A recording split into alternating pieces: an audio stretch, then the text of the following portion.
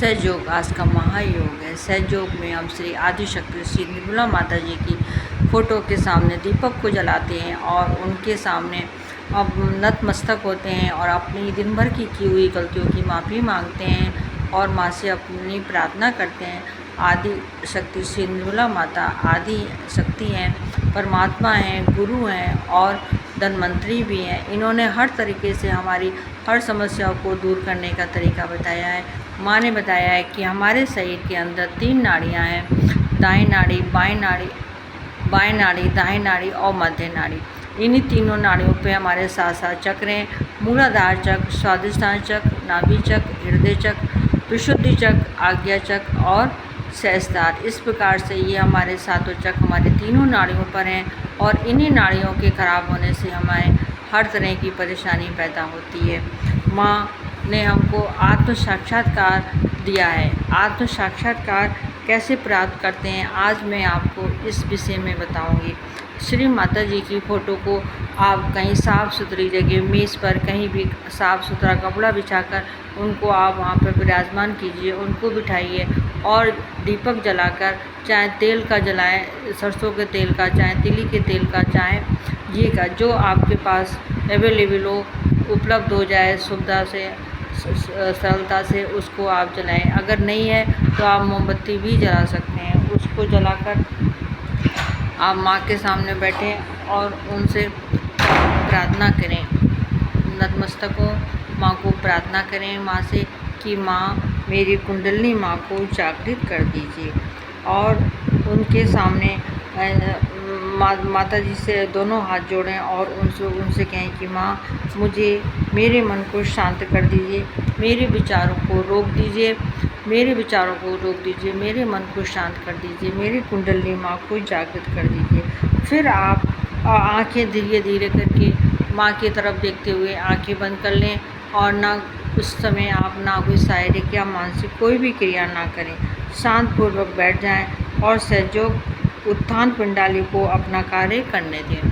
क्योंकि जब हम शांत होते हैं और हमारा विचार रुक जाते हैं तब हमारी कुंडलिनी माँ जागृत होती है। तो जब कुंडलिनी माँ हमारी जागृत होती है तो हमारा उत्थान होता है, हमारा परमात्मा से मिलन होता है और हमारे विचार रुक जाते हैं, हमें किसी प्रकार का कोई भी विचार नहीं आता है।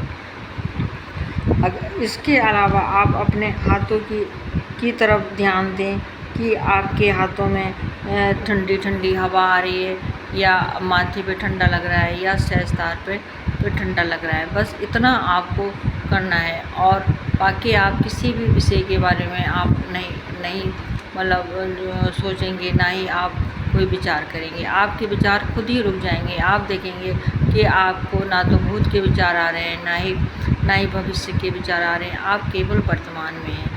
इसी से हमारी जब ऐसा हमको महसूस होता है तो हमारी कुंडली माँ जागृत होती है और हमको आत्म साक्षात्कार मिलता है। जब आत्म साक्षात्कार मिलता है तो हमें बड़ा आनंद आता है, बड़ा अच्छा लगता है। किसी को यह ठंडक महसूस नहीं होती है तो उसमें कोई चिंता की बात नहीं है। कभी कभी ऐसा होता है कि कभी किसी को एकदम महसूस नहीं होता है, लेकिन कुंडलिनी माँ जागृत हो जाती हैं और उनको आत्म साक्षात्कार मिल जाता है। ये आपको लगातार आपको जो है वो अभ्यास करने से, इसी प्रकार आप रोज़ अभ्यास करेंगे और माँ के सामने बैठेंगे, माँ से प्रार्थना करेंगे, तभी आपका चाहे वो कुंडलिनी माँ जागृत होंगी और आपको आत्म साक्षात्कार मिलेगा। श्री माता जी हर तरह से हमारी परेशानियों को दूर करती हैं, हर समस्याओं को दूर करती हैं। माँ हमारे ऊपर अपनी कृपा बनाए रखती हैं। हमें माँ पे विश्वास करना चाहिए, हमें माँ का रोज़ सुबह और शाम बैठकर ध्यान करना चाहिए और उनसे अपनी प्रार्थना करनी चाहिए, अपनी सारी बातें माँ को बतानी चाहिए। माँ हमारी सारी बातें सुनती हैं और उसको स्वीकार भी करती हैं।